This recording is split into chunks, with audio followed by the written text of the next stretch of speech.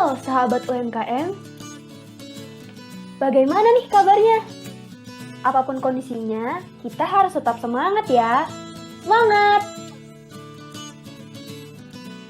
Oh iya, pada video kali ini kita akan membahas tentang penyusunan laporan keuangan UMKM sektor pangan berbasis daring.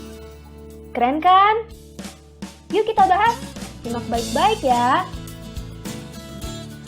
Dalam suatu bisnis, laporan keuangan itu sangatlah penting sobat. Kenapa?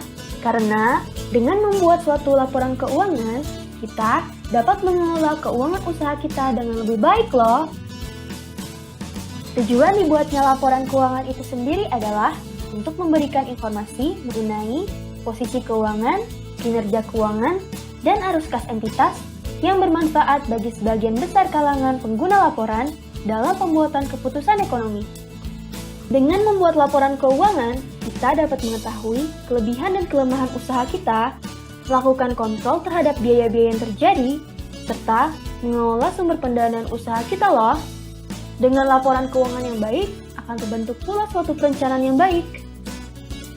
Untuk mempermudah pemahaman, kita akan menggunakan contoh kasus ya teman-teman. Kali ini kita akan belajar bersama dengan Ibu Susi. Halo!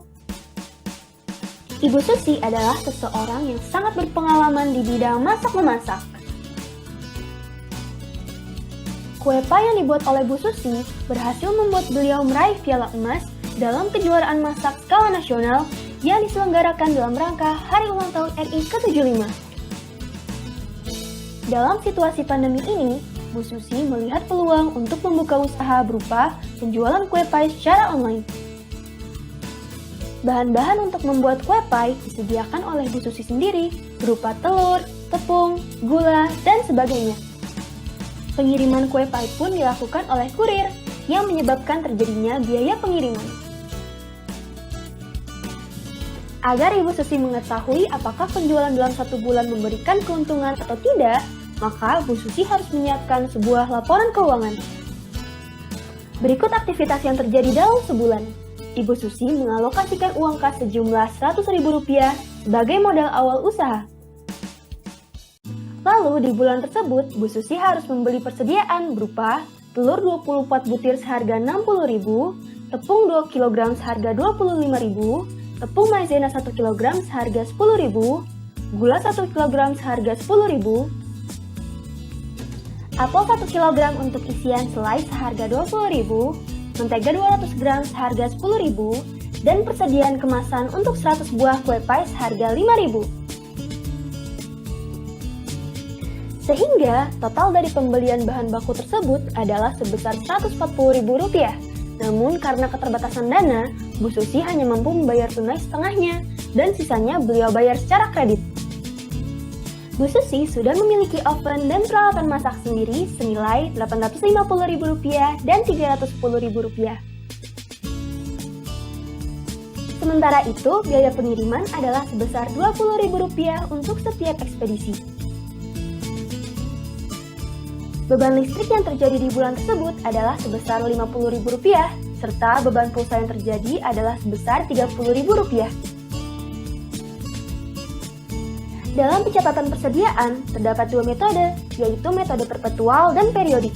Metode perpetual mencatat setiap perubahan dalam akun persediaan ketika pembelian dan penjualan barang dagang terjadi. Sedangkan pada metode periodik, pencatatan pembelian barang dengan penjualan barang dilakukan secara terpisah dan dilakukan setiap jangka waktu tertentu.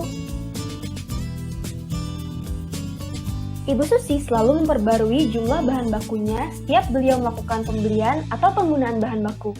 Ini artinya, metode yang digunakan oleh Bu Susi dalam pencatatan adalah perpetual. Pada tanggal 8 Januari, Bu Susi menerima pesanan membuat 70 buah kue pie untuk acara pesta pernikahan Nyonya A. Total harga adalah Rp350.000, dibayar 75% secara tunai dan sisanya secara kredit. Nah, sekarang saatnya untuk menghitung biaya persediaan yang terpakai untuk membuat 70 buah kue pie. Untuk membuat pesanan tersebut, Bu Susi menggunakan telur 21 butir seharga Rp52.500, tepung 1,4 kg seharga Rp17.500, tepung maizena 0,7 kg seharga 7.000, gula 0,7 kg seharga 7.000,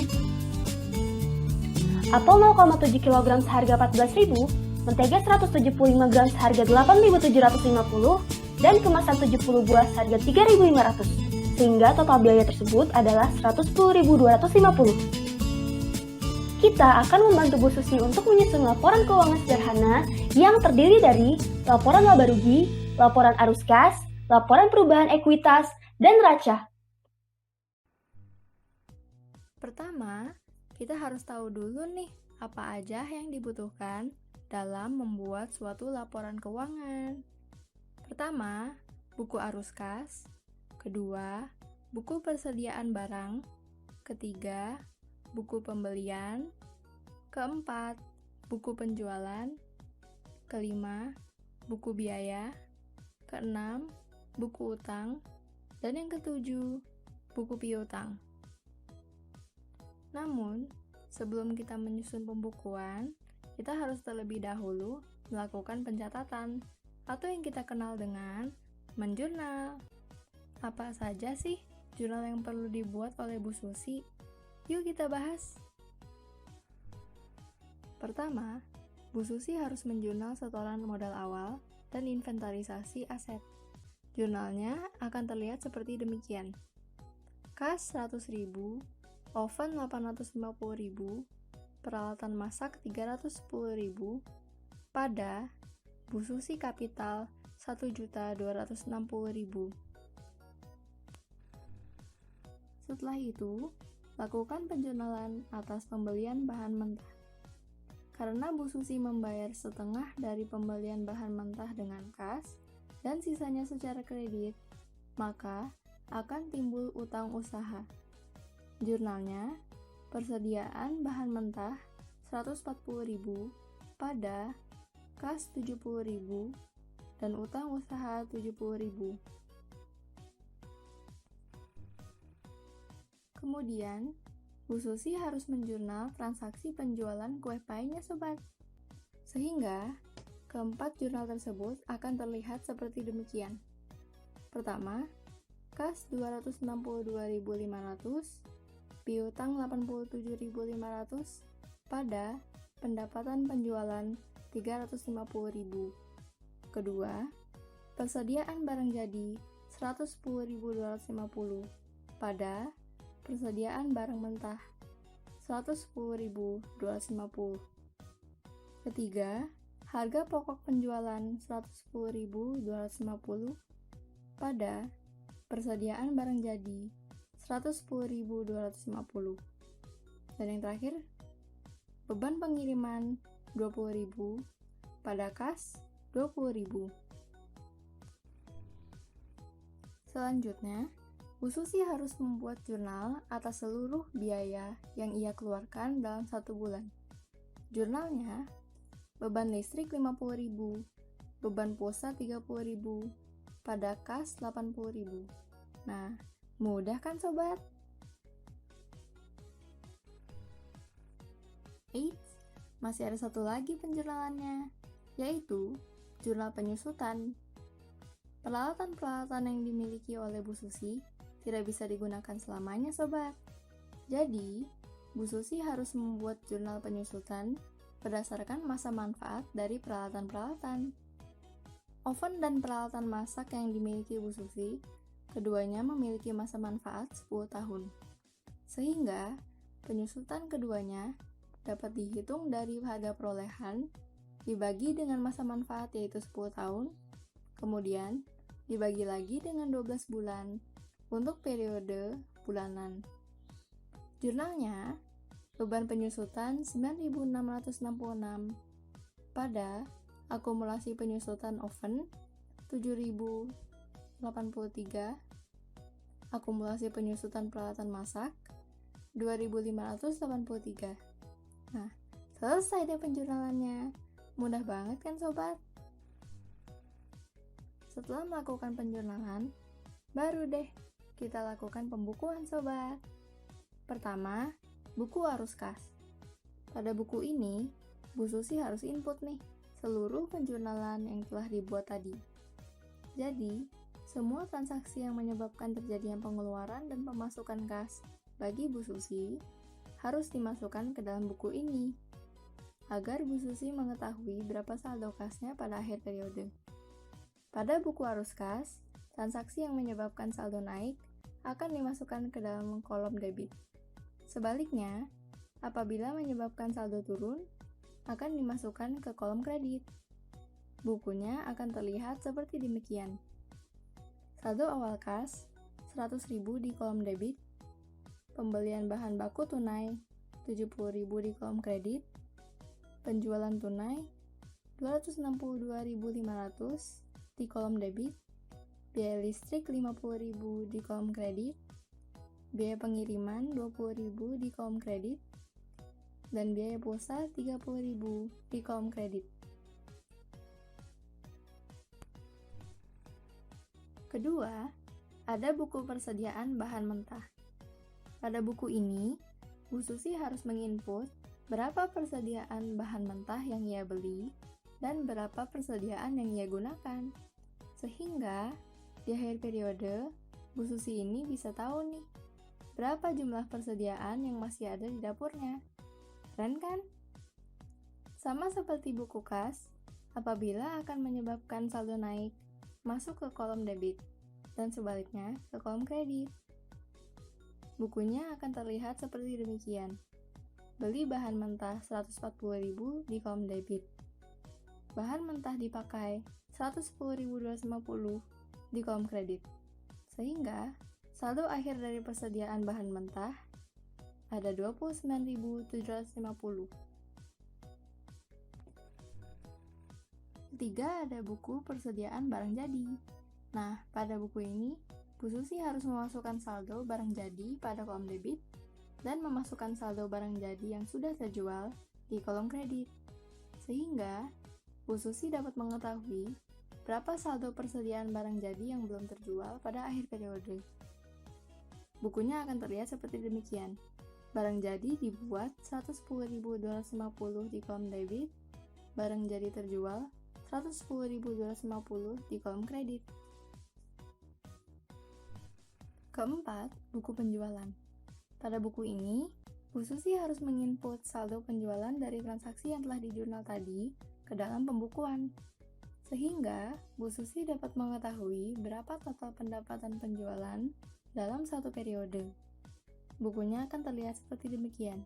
Pendapatan penjualan 350.000 pada kolom kredit. Kelima, buku biaya.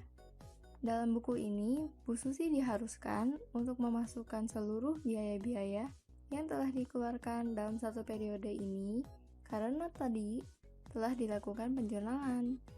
Sehingga, dalam pembukuan ini, Bu Susi hanya menginput nilainya saja nih sobat. Mudah kan? Bukunya akan terlihat seperti demikian. Biaya listrik 50.000 di kolom debit, biaya pengiriman 20.000 di kolom debit, dan biaya pulsa 30.000 di kolom debit. Keenam, ada buku utang. Nah, dalam buku ini, kita harus memasukkan saldo atau jumlah utang dari transaksi yang telah dilakukan dalam satu periode. Karena pada saat pembelian Bu Susi hanya membayar setengahnya, sehingga membuat Bu Susi mempunyai utang sejumlah 70.000. Dari 140.000 dikurang 70.000. Bukunya akan terlihat seperti demikian. Utang pembelian bahan baku 70.000 di kolom kredit. Dan yang terakhir, ada buku piutang. Dalam buku ini sobat, Bu Susi harus menginput atau melaporkan pembayaran yang belum dilunasi oleh pelanggan senilai 1/4 dari total penjualan, yaitu 87.500. Sehingga, dengan begitu, Bu Susi dapat melakukan monitoring terhadap piutang pelanggan ini. Bukunya akan terlihat seperti demikian. Piutang penjualan 87.500 pada kolom debit. Nah, selesai deh pembukuannya. Selanjutnya, yuk kita ke pelaporan. Pertama sobat, kita harus buat laporan laba rugi dulu nih sobat. Dengan adanya laporan laba rugi ini, Bu Susi selaku pemilik bisnis UMKM kue pai itu dapat mengetahui apakah bisnis yang dijalaninya ini mendapatkan keuntungan atau tidak. Laporan laba rugi berisi pendapatan penjualan dikurangi dengan harga pokok penjualan yang menghasilkan laba kotor, lalu dikurangi lagi dengan beban penyusutan dan beban lain-lain berupa beban listrik, beban pengiriman, dan beban pulsa. Semuanya menghasilkan laba bersih dengan saldo 130.084. Wah, ternyata bisnis kue pai Bu Susi ini mendapatkan untung nih sobat. Keren ya? Setelah itu, Bu Susi harus membuat laporan perubahan ekuitas nih sobat. Dengan membuat laporan perubahan ekuitas, Bu Susi dapat mengetahui peningkatan maupun penurunan dari ekuitas atau aktiva bersih dalam periode tertentu. Keren kan? Laporan perubahan ekuitas berisi modal awal ditambah laba bersih yang menghasilkan modal akhir Bu Susi yaitu 1.390.084. Selain itu, Bu Susi harus membuat neracanya nih sobat. Gini. Neraca merupakan laporan yang wajib disusun oleh suatu entitas bisnis atau perusahaan untuk menggambarkan kekayaan, kewajiban atau utang, dan ekuitas atau modal di akhir periode akuntansi. Jadi, dengan adanya neraca ini membuat Bu Susi tahu nih berapa aset yang ia miliki, serta berapa utang dan modal yang ia miliki. Nah, mantap kan? Dan karena tadi telah dilakukan pembukuan, sehingga membuat Bu Susi lebih mudah dalam menyusun laporannya nih sobat. Aset terdiri dari aset lancar dan aset tidak lancar. Bu Susi memiliki aset lancar berupa kas, persediaan bahan mentah, dan piutang. Sehingga jumlah aset lancarnya 309.750. Dan Bu Susi memiliki aset tidak lancar berupa oven dan peralatan masak. Nah, seperti tadi kita bahas, peralatan-peralatan Bu Susi tidak dapat digunakan selamanya sobat. Sehingga, aset tidak lancar dikurangi dengan adanya akumulasi penyusutan. Dalam hal ini, akumulasi penyusutan oven dan akumulasi penyusutan peralatan masak. Sehingga, jumlah aset tidak lancar 1.150.334.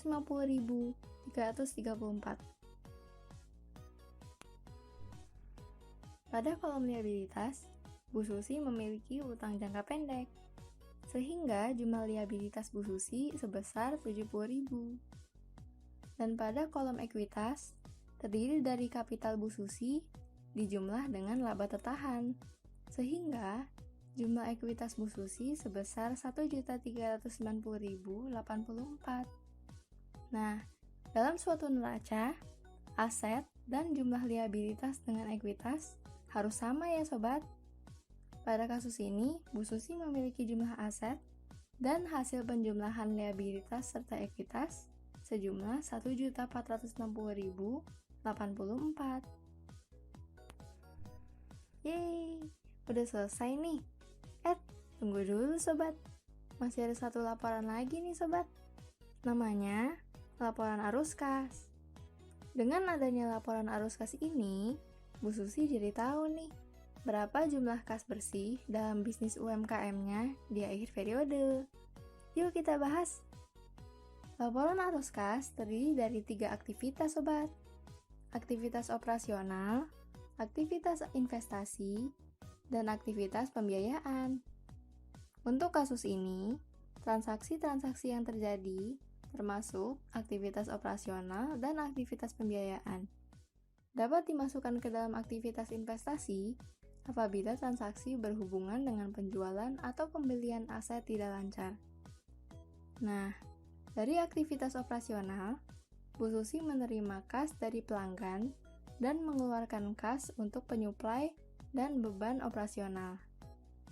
Dari aktivitas pembiayaan, Bu Susi melakukan penyetoran modal. Sehingga usaha Bu Susi mengalami kenaikan kas sebesar 192.500. Wow, ternyata masih surplus ya sobat. Nah, kalau surplus seperti ini, tandanya bisnis yang dijalani oleh Bu Susi berjalan dengan baik nih sobat. Keren kan? Nah, ternyata menyusun laporan keuangan tidak sesulit yang kita kira ya sobat. Mudah sekali kan? Cukup sekian dari aku ya sobat. Jangan lupa untuk praktikan penyusunan laporan keuangan yang sederhana ini di UMKM sobat masing-masing ya.